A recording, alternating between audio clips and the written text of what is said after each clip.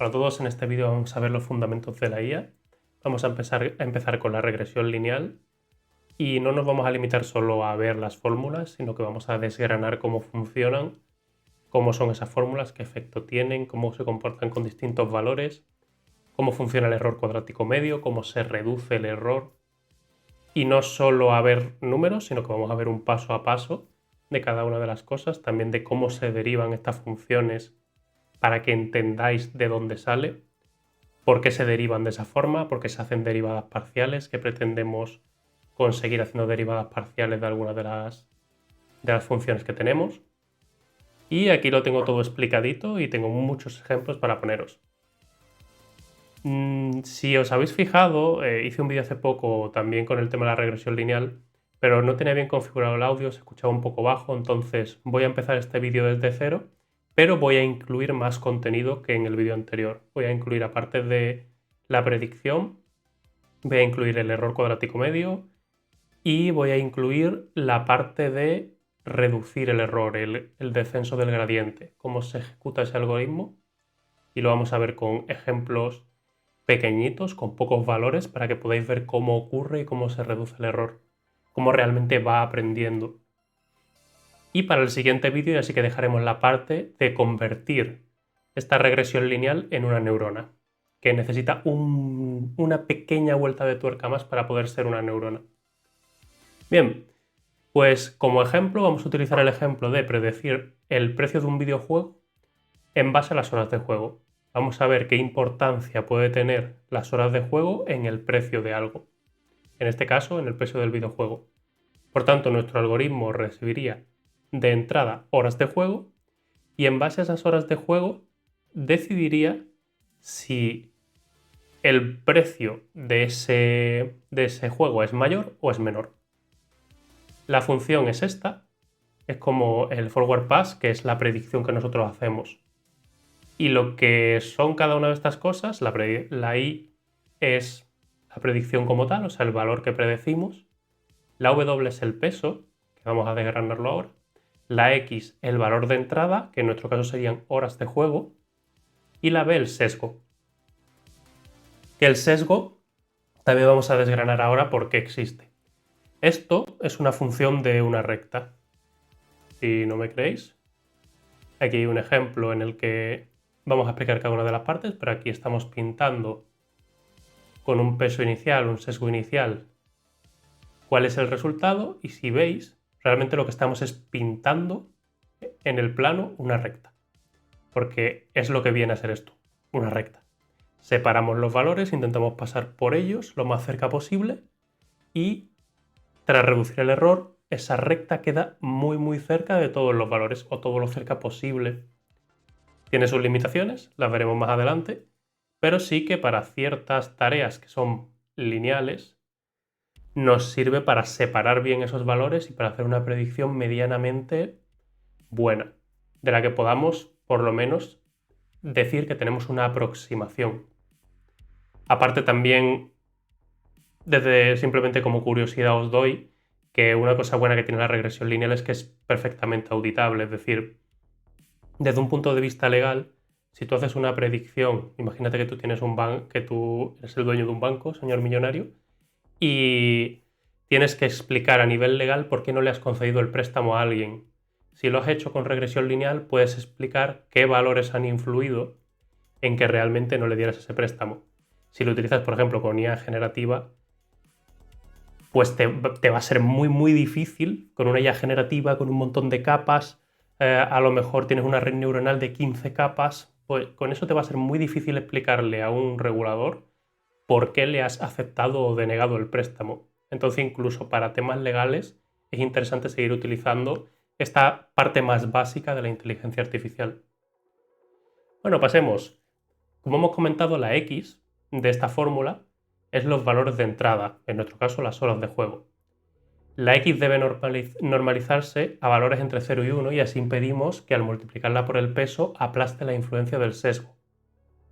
¿Esto qué significa?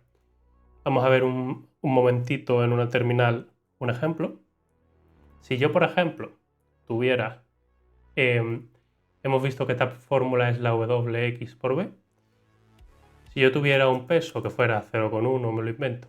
Bueno, sí, un peso que fuera 0,1, tuviera un sesgo que fuera 0,1 y yo tuviera un valor de entrada de x1, que vamos a ponerle 5. Si yo hago esto, w por 5 más b, si nos fijamos, 0,1 es del sesgo. Por tanto, de aquí el sesgo ha influido 0,1 del total.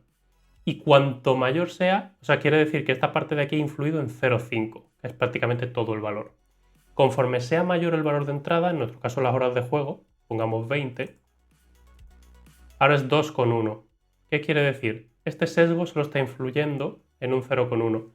¿Qué es lo que ocurre si no normalizamos estos valores entre 0 y 1? Que acabamos el valor del peso acaba opacando completamente al del sesgo con los valores grandes de x. Porque al multiplicar el peso por el valor de entrada nos da un valor grande al que cuando le sumamos el sesgo, ese sesgo tiene muy poca influencia. Ahora vamos a ver bien qué es el sesgo, pero quedaros con la idea de que si no normalizamos los valores de entrada, que normalizar, si por ejemplo tenemos, de hecho aquí, dame un momento, porque aquí tenía un ejemplo. Normalizar es simplemente coger, por no tener que volver a escribirlo, porque ahora os voy a poner aquí un ejemplo un poco más completo. Voy a cogerme esta función, nos metemos aquí, declaramos la función y esta función de normalizar es simplemente coger el valor máximo del array y divide todos los valores del array entre ese valor máximo, así conseguimos que queden entre 0 y 1. Si hacemos normalize y este normalize se lo aplicamos a 10, 20, 50, 80, bueno 70, pues vemos que nos ha entregado valores entre 0 y 1 y el valor más grande del array es 1. En esto consistiría normalizar. Para que veáis que tampoco suena a normalizar, wow, qué esotérico y es una chorrada. Pero esto nos permite que sean valores acotados entre 0 y 1, el sesgo y el peso también sean valores acotados entre 0 y 1 y no opaquemos la influencia del sesgo con la multiplicación de peso por valor de entrada, que sí nos pasaría si lo multiplicáramos, por ejemplo, por este 70. El valor del sesgo sería irrelevante si multiplicáramos el peso por el 70. Y conforme más grande fuera, más irrelevante sería. Por eso es importante normalizar. Vale. Seguimos. El peso. El peso representa la pendiente o la inclinación de la línea. Lo que hemos visto aquí, el peso es esta inclinación que estamos viendo aquí. ¿Qué ocurriría si este peso lo convirtiéramos en 0? Que no habría pendiente. Sería plana en el eje de la y no se movería en absoluto este valor. Sería totalmente plana. En el momento en el que incluimos un valor aquí mayor que 0, tenemos una pendiente. Por tanto, esto nos demuestra, con el ejemplo visual, que el peso es la pendiente en base a esta fórmula. ¿Por qué es importante? Te dice que tan sensible es el precio a la duración del juego. Si el peso es grande, la línea sube rápido. El modelo cree que cada hora extra de juego añade mucho valor. Dicho de otra forma, si el peso es grande, como al final tened en cuenta que estamos haciendo una multiplicación del peso por el valor de entrada. Si cuando entrenamos nuestro modelo tenemos un peso grande, lo que está diciendo ese peso grande es que las horas de juego, en nuestro caso del ejemplo de horas de juego a precio del juego, nos está diciendo que estas horas de juego influyen mucho en el precio en caso de tener un peso grande, cercano a 1, porque recordad que los tenemos normalizados entre 0 y 1. En cambio, si el peso fuera más cercano a 0, fuera 0,1, 0,05, lo que nos estaría diciendo es que las horas de juego influyen poco en el precio final del juego. Si estuviéramos añadiendo varias características y una no fuera muy relevante para el precio del juego, tendríamos un peso bajo. Y ese peso bajo nos estaría indicando que esa característica en particular no influye mucho en el precio final. En nuestro ejemplo, pero podéis aplicarlo a cualquier ejemplo, desde el cual podéis averiguar desde un dato de entrada que tenga relación con un dato de salida una predicción. En nuestro caso, sesgo bajo nos dice que los datos de entrada no son muy relevantes para el dato de salida. Peso alto nos dice que son muy relevantes, que por cada valor que aumente esa X, la predicción aumenta mucho. Y por tanto tenemos un peso alto. El sesgo, que lo vamos a ver ahora, pero aquí nos comenta, por si me he dejado algo, si en el peso la línea sería horizontal, que es lo que os he enseñado. Pasamos al sesgo. ¿Qué pasa con el sesgo? Que a lo mejor puede ser el valor que sea un poco más difícil de entender. El sesgo es la parte que coloca la altura, en el caso de aquí, en el plano, el sesgo te dice en qué altura empieza. Por ejemplo, aquí tenemos 0,29 de valor de sesgo y está empezando aquí en el 0,29. Que evidentemente este valor está desnormalizado porque aquí lo multiplicamos de nuevo por el max de horas de juego para tener el valor real, que luego una vez que tienes los datos y las predicciones lo tienes que desnormalizar para tener un valor humano legible. Entonces aquí tendríamos que está por aquí, a esta altura. ¿Qué ocurre si yo el sesgo lo pongo como 0? Si yo el sesgo lo pongo como 0, veis que la línea baja. Antes empezaba aquí y ahora ya está empezando pues en 0. Entonces, el sesgo lo tenéis, desde el punto de vista del plano, lo tenéis que ver como el que coloca la altura de esa línea. El peso es la pendiente, cuán empinado está ese camino, y el sesgo es a qué altura empieza. ¿Y qué quiere decir, saliéndonos de las matemáticas, que empieza a una cierta altura? Lo que quiere decir es que, aunque, tú estás valorando que cuando tú multiplicas el peso por las horas de juego, tú obtienes un valor. Si no tuviéramos un sesgo, lo que estaríamos diciendo es que el precio del juego depende completamente de las horas de juego. A más horas de juego, mayor precio; a menos horas de juego, menor precio.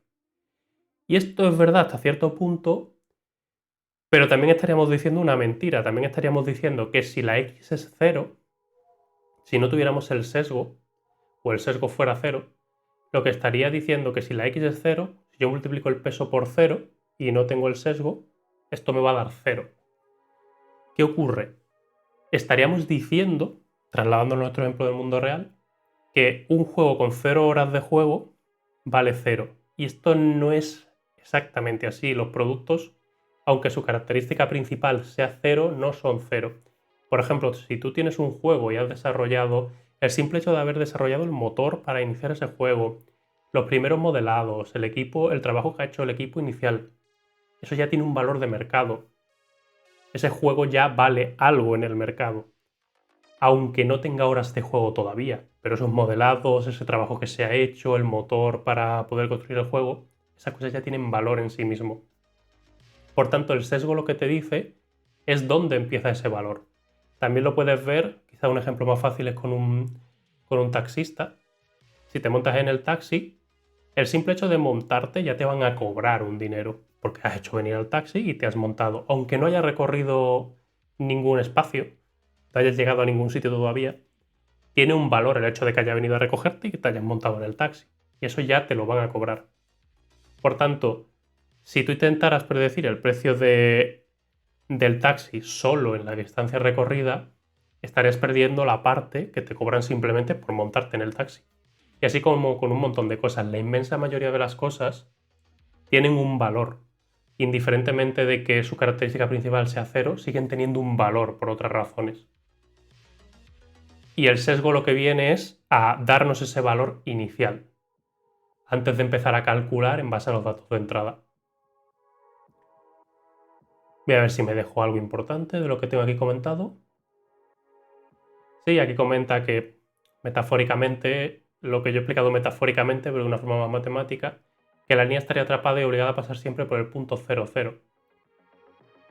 Por tanto, estaría diciendo que lo que comento, que ese caso, estaría diciendo que en ese caso de la vida real, ese producto vale 0, porque tenga ese dato de entrada como 0. Eso no suele ser verdad. El modelo sin sesgo asume que la variabilidad del precio viene de las horas de juego. O sea, toda la variabilidad va a venir de las horas de juego y eso no es verdad. Hay otras cosas, por ejemplo aquí dice, ignora factores como el arte, la música o el guión, que estarían representados con ese valor base del sesgo. Son cosas que no son las horas de juego y sí influyen en el precio. O incluso sin horas de juego, influyen en el valor de ese juego, o de ese estudio, o de como lo quieras ver. Estudio de desarrollo de videojuegos, quería decir. Luego, la IPRED, pues es la predicción, esto es lo más sencillito, es el resultado calculado. En nuestro caso, el precio. En base a este cálculo obtenemos un precio y tenemos que ajustarlo para que ese precio, para que nuestra predicción se acerque lo máximo posible al precio que de verdad es. Y entonces tendríamos un buen modelo.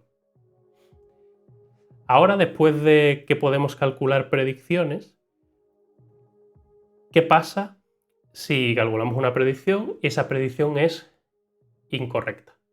O esa predicción es correcta. ¿Cómo podemos nosotros saber? Bueno, nosotros, más bien, ¿cómo podemos hacer que el ordenador, que la máquina sepa que va bien o que va mal? Pues con eso tenemos la fórmula del error cuadrático medio, que es, calculamos los y es medio porque al final lo que hacemos es calcular la media de todos los errores que haya tenido. Si has hecho 10 predicciones, pues calculamos la media de esas 10 predicciones en base a los datos que realmente deberían haber sido. Si por ejemplo aquí tenemos un error, imagínate, hacemos una predicción de que el juego valdría 10 euros y el valor real son 15. Pues hacemos el 10 menos 15 menos 5 al cuadrado. ¿Por qué al cuadrado? Lo tenemos que elevar al cuadrado porque si no los valores negativos se anularían. Si tuvieras un error de menos 10 y un error de más 10, esos dos errores se anularían, tendrías 0 y eso no es real. Un error de menos 10 es un error de menos 10 y un error de más 10 es un error de más 10. Los dos son errores. No los puedes restar y quedarte con 0 porque no sería correcto. Entonces, al elevarlo al cuadrado, lo que conseguimos es que esos valores que se hubieran anulado ya no lo hagan. Porque el error de menos 10 pasaría a ser menos 100. No sería así exactamente porque recordad que tenemos los valores normalizados, que es lo que hemos visto aquí. Y realmente lo que estaríamos elevando al cuadrado serían estos valores decimales entre 0 y 1. Entonces calcularíamos el cuadrado y luego haríamos la media de todos esos errores. Probablemente si os ponéis a verlo un poco en profundidad y sois tan frikis como yo, os daréis cuenta que cuando multiplicáis, eleváis al cuadrado un número decimal, imaginaos, un número decimal entre 0 y 1. Si esto lo elevamos al cuadrado, veis que realmente obtenemos un valor más pequeño, no más grande. Y una de las razones por las que habréis escuchado, si ya habéis visto algún vídeo relacionado con esto o habéis leído sobre ello, de que se eleve al cuadrado es porque, aparte de que nos anulen positivos y negativos, para que el error se magnifique. Si elevamos al cuadrado, le estamos dando más peso a esos errores, pero no a todos los errores, sino a los errores más grandes. Al final, si tú, vamos a ponerlo con números que no sean entre 0 y 1 para que entendáis el punto, si tú 10 lo elevas al cuadrado, es 100. Pero en cambio, si 100 lo elevas al cuadrado, porque es un error de 100 en vez de 10, ya son 10.000. Conforme más grande es el error, más dimensiona ese error, más duele ese error al modelo. Pero volvemos a la paradoja, entre comillas. Si nosotros elevamos al cuadrado un número entre 0 y 1, obtenemos un número más pequeño. Pero, ¿qué ocurre aquí? Si os fijáis, aquí os he puesto un ejemplo para que lo podáis ver. un error lineal, sin haberlo elevado al cuadrado, entre 0,3 y 0,6. 0,6 es 2 veces 0,3. Esto antes de haber elevado al cuadrado este error. Pero en cambio, si los elevamos al cuadrado, 0,3 sería 0,09, el resultado de elevarlo al cuadrado. Y en cambio 0,6, 0,36. Al haberle elevado los dos valores al cuadrado, es cierto que el valor nominal, el número como tal, es más pequeño. Pero en cambio la diferencia entre el error pequeño y el error grande antes era de 2 veces y ahora es de 4 veces. Por tanto, sí estamos consiguiendo el efecto que queremos de que penalicemos mucho más un error grande que un error pequeño, que es lo que se busca también elevándolo al cuadrado. Y la fórmula que sigue es esta, es tan sencilla como restar el valor predicho al valor esperado, elevarlo al cuadrado, hacerlo con todos los valores predichos y con todos los valores esperados y sacar la media de ese error. Vale, y esto ya, llegados a este punto, porque esto es muy bien, sé que mi modelo se está equivocando. Sé por cuánto se está, o sea, sé cuánto sé medir el error que está teniendo. Pero como lo mejor, es decir, sé que se equivoca, el modelo también ya sabe que se equivoca, pero cómo utiliza ese error para mejorarse. Ahí es donde vamos al descenso del gradiente. El descenso del gradiente es básicamente, de base tenemos que recordar las fórmulas que ya tenemos, que no se nos olvide. Para hacer una predicción tenemos peso por dato de entrada por sesgo. Por otro lado, para el error cuadrático medio, restamos la predicción al valor esperado, elevamos al cuadrado, lo hacemos con todos los valores y sacamos la media del error. ¿Y ahora qué? ¿Cómo mejoramos? Pues para mejorar tenemos que utilizar la derivada del error. La derivada nos dice en qué dirección, bueno, la derivada nos dice a qué velocidad nos estamos moviendo, por expresarlo de alguna forma. Esto quiere decir que una vez que saquemos las derivadas del error, porque tenemos que sacar varias derivadas, dependiendo de... porque necesitamos actualizar tanto el peso como el sesgo. Entonces vamos a tener que sacar la derivada del error y luego vamos a tener que sacar derivadas del peso y del sesgo para saber cómo influye el peso y el sesgo en el error. Y sabiendo cómo influye el peso y el sesgo en el error, sabemos cómo mejorar el peso y el sesgo. Vamos a verlo. Si cogemos la fórmula lo diré. Si cogemos la fórmula de la predicción y sustituimos, que sería W por X más B, o sea, si os fijáis, ¿por qué es importante esto? La predicción es WX más B, ¿vale? Peso por el valor de entrada más el sesgo. Y si os fijáis aquí estamos usándola. Estamos usando la predicción. Entonces, para mí es lo mismo decir predicción menos I que decir, aunque esto debería ir entre paréntesis, bueno, realmente da igual. Va a salir el mismo cálculo porque es una resta lo que hay después, que decir que esta predicción es W por X más B. Yo puedo decir esto y estaría diciendo exactamente lo mismo a nivel matemático. Hasta aquí, las dos cosas son equivalentes. Estamos diciendo que son igualdades, por tanto lo puedo sustituir.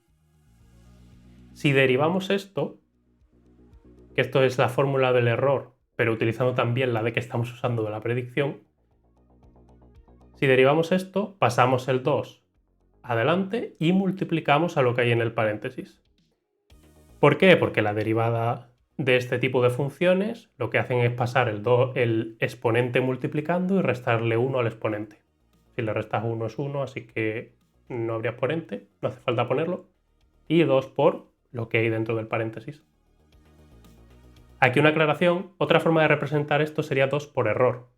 O sea, este paréntesis podrías sustituirlo por error, pero lo separamos porque ahora vamos a necesitar el detalle del peso y del sesgo para sacar las derivadas parciales del error, del peso y del sesgo, y así saber cómo tenemos que actualizar ese peso y ese sesgo calculando el gradiente. aquí algo más interesante, y aquí comenta, la penalización por ese error crecerá, o sea, voy a empezar a leer. Esto sería 2 por error. Esta derivada nos dice que por cada unidad que aumente el error, la penalización por ese error crecerá el doble. Mide la velocidad a la que crece la penalización del error. O sea, no mide la penalización del error, mide la velocidad a la que crece la penalización del error. O dicho de otra forma, te está diciendo que la penalización por ese error crecerá el doble. Por eso este 2 por error te está diciendo que crecerá el doble por cada valor que se incremente el error. Luego, por tanto, si un valor concreto de el peso y el sesgo, o sea, si con un valor concreto del peso y el sesgo el error aumenta, sabemos que tenemos que ir en la dirección contraria para reducirlo. Si yo aquí sustituyo con peso y sesgo, calculo el error cuadrático medio y me da un valor mayor que antes, con los otros pesos y sesgos, sé que estoy empeorando. Por tanto, tengo que hacer lo contrario. Tengo que restarlo para poder, que ahora vamos a ver cómo se hace, tengo que restarlo porque realmente el gradiente lo que te dice es hacia dónde aumenta el error. Por tanto, si hacia dónde aumenta el error lo que hacemos es restarlo, vamos hacia donde disminuye. Sin más. Ahora, ¿qué pasa? Esta parte de aquí, de dentro del paréntesis, la separamos en dos caminos. Necesitamos saber cómo influye el peso en el error y cómo influye el sesgo. Imaginaos que estáis en una mesa de mezclas y tenéis una perilla para subir el volumen y otra perilla para subir el volumen general y otra perilla para subir el volumen del micrófono. Pues yo quiero saber cuánto influye en el volumen final mover cada una de esas perillas. Eso es lo que estamos haciendo. Vamos a ver por separado, moviendo cada una de esas perillas, el peso y el sesgo, cómo cambia ese error, cómo influye, cómo se modifica. Entonces derivamos la parte de dentro del paréntesis. Dame un momento que voy a ir por agua, que ya estoy empezando a tener seca la boca y sigo explicando. Entonces, ahora, esto se nos separa en dos caminos y tenemos que calcular las derivadas parciales del peso y del sesgo. Las derivadas parciales del peso y del sesgo nos sirven para calcular el gradiente, que lo vamos a ver más abajo. Y el gradiente nos dice hacia dónde aumenta el error, por tanto, si le ponemos un signo negativo a ese gradiente, nos dice hacia dónde disminuye el error. Entonces, tenemos que hacer la derivada de lo que hay dentro del paréntesis. Por un lado, la derivada parcial del peso, que es la W. ¿Qué es lo que ocurre? Aquí, por la regla de las derivadas, al final, esto se congelaría, la B y la Y estarían totalmente congeladas, se volverían cero, por tanto, no las tendríamos en cuenta para esta derivada parcial de la W, del peso, y en cambio, la X está multiplicando al peso. Quiere decir que conforme aumente la X, más responsabilidad del error tiene el peso. Porque hemos visto que al final, o sea, esto, voy a poner ejemplo. Si tenemos un sesgo de 0.2 y un valor de entrada de 100 y un peso y un sesgo de 0.1, vemos que tenemos 20.1, ¿vale? Como resultado a la hora de hacer la predicción. ¿Cuánto peso ha tenido en esa predicción? Y el peso indirectamente que has tenido en la predicción es también el peso que tienes en el error. ¿Qué es lo que ocurre?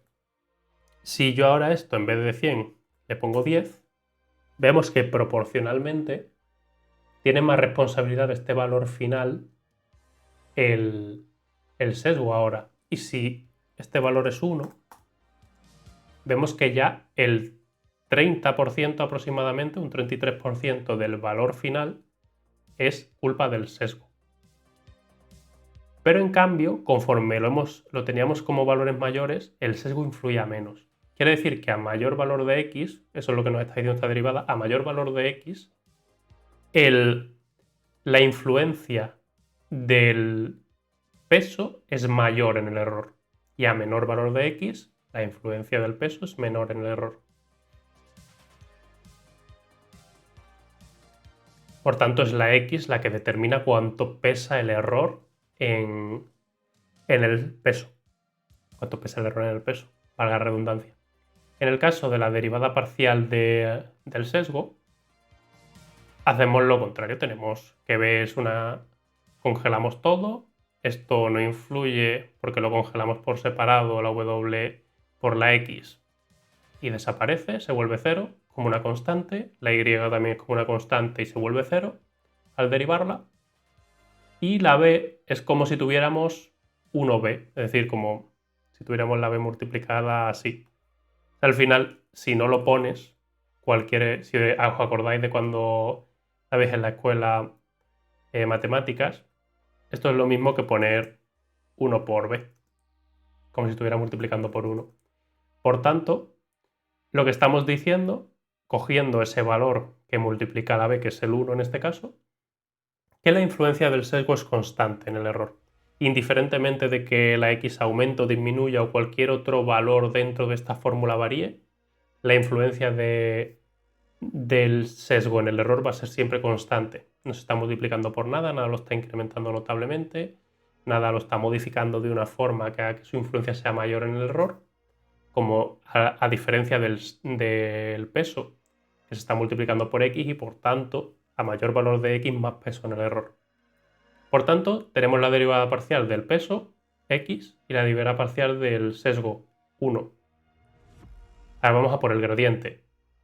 Estas dos derivadas parciales nos dicen cómo ajustar W y cómo ajustar el peso y cómo ajustar el sesgo. Así quedarían ambas fórmulas para calcular el gradiente. Gradiente de W. Si os acordáis, aquí tenemos un 2 para que no creáis que esto sale de la nada. Esto es la fórmula para un valor individual, ¿vale? O sea, no para un conjunto de valores, sino para un valor individual de X. Estamos multiplicando 2 por lo que hay en el paréntesis. Y aquí lo que vemos es que es 2 entre n. ¿Por qué entre n? Porque a cuantos más, como estamos multiplicando por los errores, no solo por el error, que ahora vamos a ver un ejemplo numérico para que veáis mejor, estamos multiplicando por los errores, nos encontramos con que tenemos que dividir el 2 por la n para hacer la media que tienes que aplicarle que tienes que multiplicar por esos errores. Si no, multiplicarías todos los errores por el doble y tendrías un error enorme. Pero realmente tienes que dividirlo porque cada uno de esos cálculos lo tendrías que hacer individualmente por cada uno de ellos. Para evitar tener que hacer el cálculo por cada uno de ellos, lo que hacemos es directamente dividir el 2 por el número de errores, que la n es el número de errores que vamos a meter en esta fórmula, y eso lo multiplicamos por x. O sea, esta n sale simplemente del número de errores que estemos operando aquí. Por tanto, ¿por qué por x? Pues por x, porque como hemos visto aquí cuando hemos hecho la derivada parcial del gradiente del peso, cuando hemos hecho la derivada parcial del peso, nos ha quedado que lo que influye en el peso es el dato de entrada, es lo que más influye en el error del peso. Por tanto, multiplicamos por x para calcular el gradiente. 2 partido n, que eso viene de aquí, del 2 por lo que hay aquí dentro, 2 por los errores, lo que hay aquí dentro son los errores, y por x, que es lo que nos influye en el caso del peso. Luego en el gradiente del sesgo, lo mismo de 2 partido n, por la misma razón, por el número de errores que podemos tener aquí. Aquí he puesto el por 1 para que veáis que no es que se ignore, lo que pasa que al final si multiplicas por 1, esto es lo mismo que escribirlo así. Pero para que visualmente vierais que el número viene de la derivada que hemos hecho antes, que no es casualidad. Le vuelvo a añadir aquí el más 1, ¿no? Por 1 y ya estaría. Eso quiere decir que la influencia, como hemos visto antes del error en el sesgo, va a ser siempre constante, nunca se va a incrementar. En cambio, la del peso se va a incrementar en base al tamaño del valor de entrada, que son las horas de juego, en nuestro caso. Vamos a ver un ejemplo numérico. Para simplificar vamos a suponer que pasamos solo dos valores, porque si pongo 50 no los vamos a enterar de nada. Pero supongamos que son dos valores de x en este ejemplo. Tengo dos valores de entrada, 10 y 20. Recordamos que esos son las horas de juego. Y tengo valores de y, que es el precio. que es lo que yo querría predecir. Pero este no es el valor predicho, sino que es el valor real. Si un juego o sea, en el caso que nosotros tenemos en nuestro dataset, un juego de 10 horas cuesta 30 euros, suponiendo que estos sean euros. Y un juego de 20 horas cuesta 50 euros. Esta sería como la traducción de lo que vemos aquí. Asignamos un peso inicial, en este caso en 0,1. He decidido arbitrariamente ponerlo en 0,1, porque es simplemente un valor inicial. Y aquí tenemos a la joya de la corona, el learning rate. Más abajo vamos a ver el uso del learning rate, pero os voy a dar la explicación. El tema es que si el learning rate lo que hace es reducir el gradiente, es decir, reducir el valor que le restamos al peso y al sesgo. Quedarnos solo con una porción. Es lo mismo que decir, da pasitos muy pequeñitos en lugar de saltos muy grandes para corregir tu error. Porque si das saltos muy grandes, va a ser muy difícil que llegue al punto justo de mínimo error. Y va a estar siempre en loop intentando buscar un error más pequeño y no lo va a conseguir. Si los pasos son muy pequeños, va a tardar una infinidad de tiempo en entrenarse. Si los valores son muy grandes, va a hacer que se modifique tanto el peso y el sesgo que sea muy difícil de ajustar y llegar al valor correcto. Y es un arte encontrar. Normal es un arte encontrar el valor del learning rate. Hay que probar, hay técnicas que ya veremos en un futuro para optimizarlo.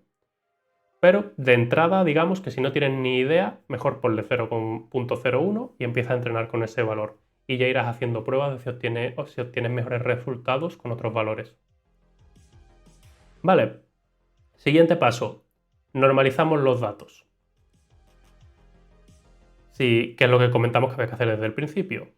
El valor máximo de los datos de entrada, ¿cuál es? 20, ¿vale? Pues todos los valores de dentro los dividimos por 20. 10 entre 20, 20 entre 20, tenemos 0,5 y 1. Lo mismo con los valores reales de precios. Dividimos entre el valor máximo, en este caso 50. 30 entre 50, 50 entre 50, nos queda 0,6 y 1. Y ahora calculamos la predicción. Recordad, estas fórmulas las hemos visto ya. Lo que ahora vamos a aplicar la fórmula por cada valor del listado.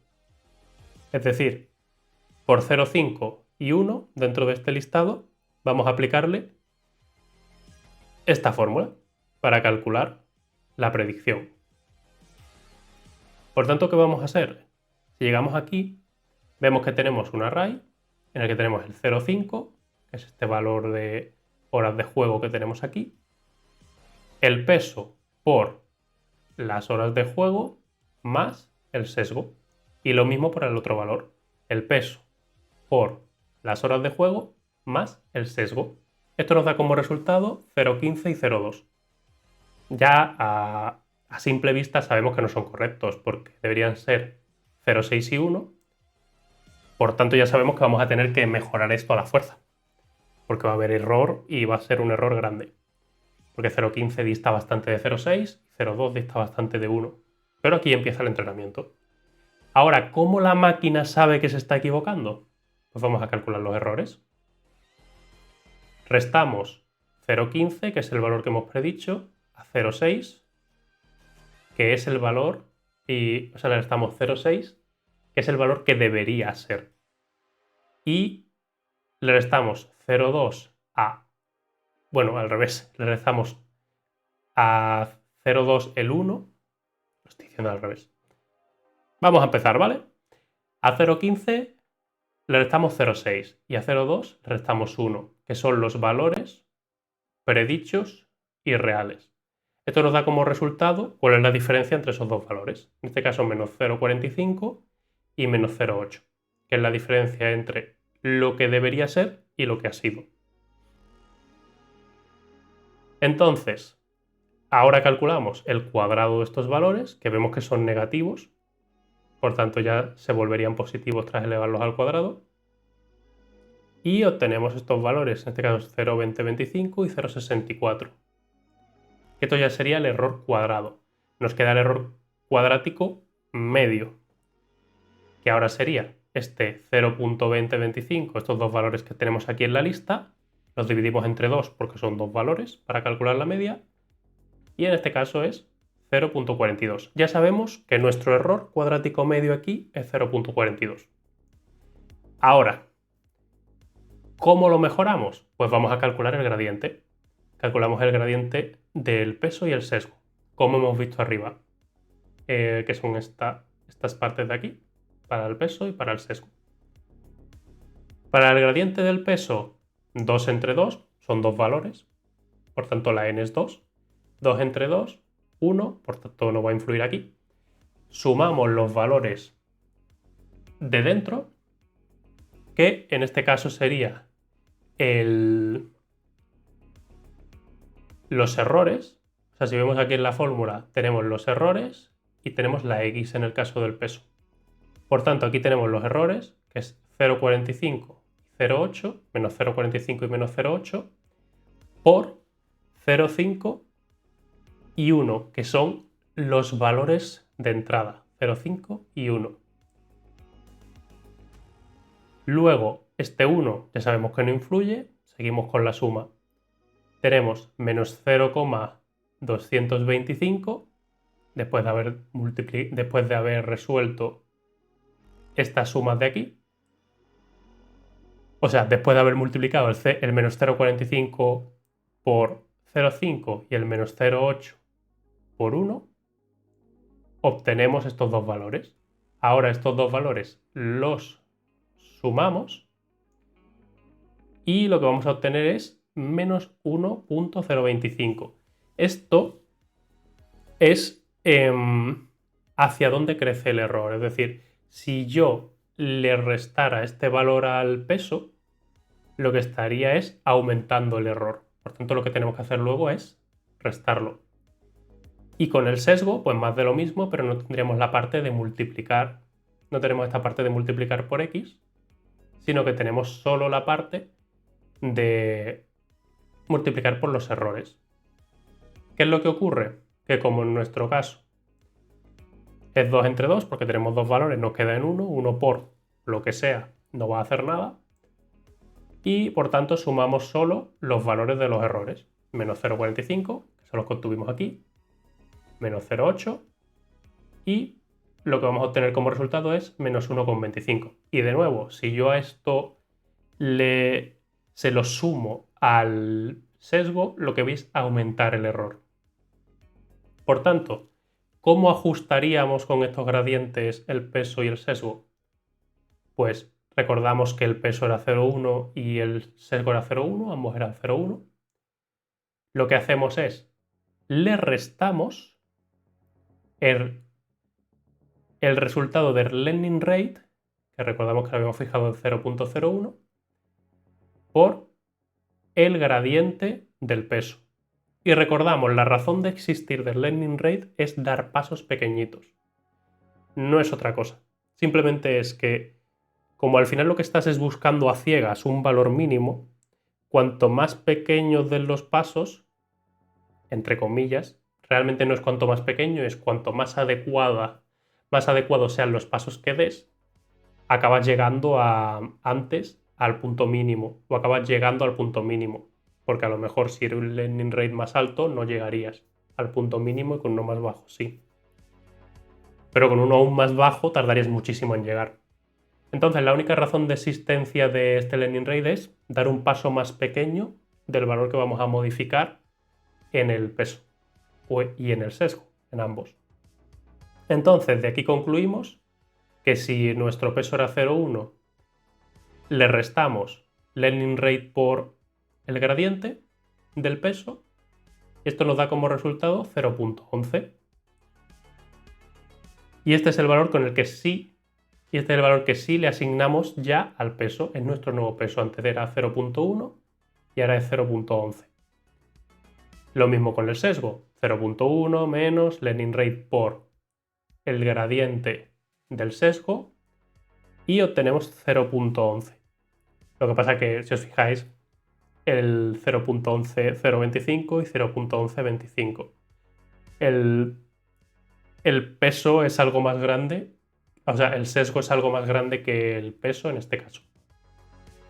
O sea, son valores que pueden evolucionar completamente dispares, no tienen por qué ser iguales ni nada parecido. ¿Y ahora qué? Tenemos esto y me decís, muy bien, he modificado el sesgo y el peso, pero ¿esto realmente se nota en mi predicción? Vamos a verlo. Si ahora volvemos a calcular la predicción y el error, calculamos la predicción con los nuevos pesos y sesgos. O sea, lo mismo que hemos hecho arriba para calcular la predicción, pues cogemos de nuevo estos valores de entrada, 0, 5 y 1, y hacemos nuestra predicción con el nuevo peso y el nuevo sesgo. Por tanto, este es el nuevo peso por 0,5 más el nuevo sesgo.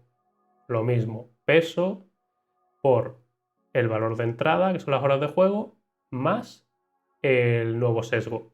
Y obtenemos como valores 0,16, casi 0,17 y 0,22.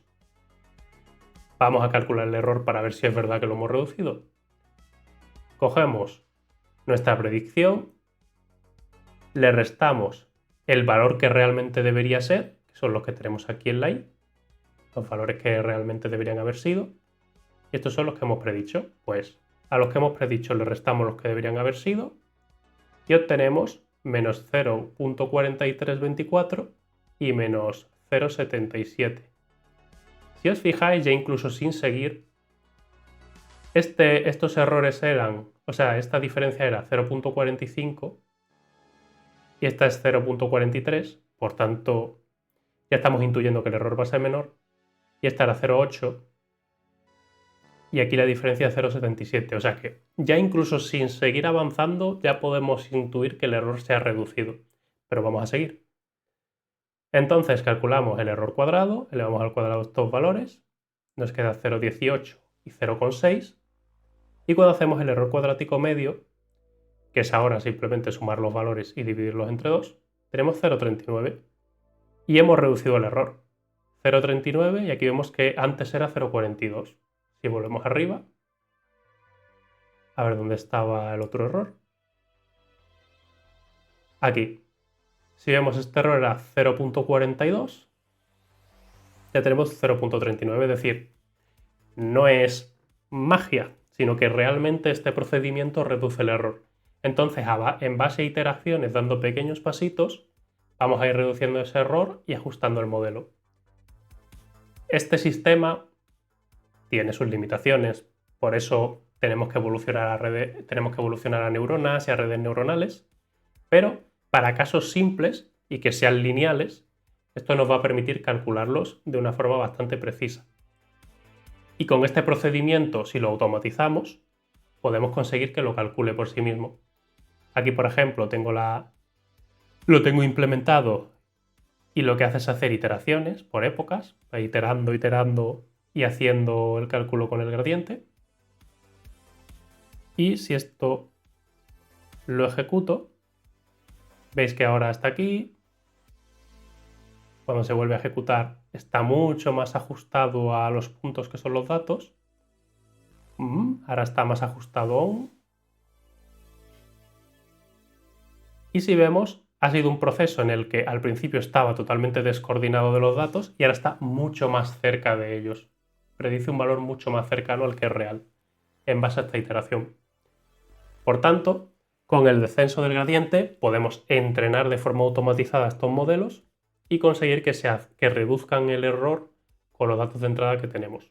De nuevo, esto es regresión lineal, por tanto, para algo que no sea lineal no te va a servir o va a ser bastante impreciso y vas a tener que verlo como una simple aproximación. Pero es la base para construir todo lo demás, para poder construir nuestras neuronas y nuestras redes neuronales. Y es con lo que continuaremos en el próximo vídeo. Espero que te haya gustado, dale like, comentarios, suscribíos. Cualquier duda, dejadla en los comentarios y os contestaré. Y si queréis tratar en profundidad algún tema, me lo decís. Nada, hasta la próxima.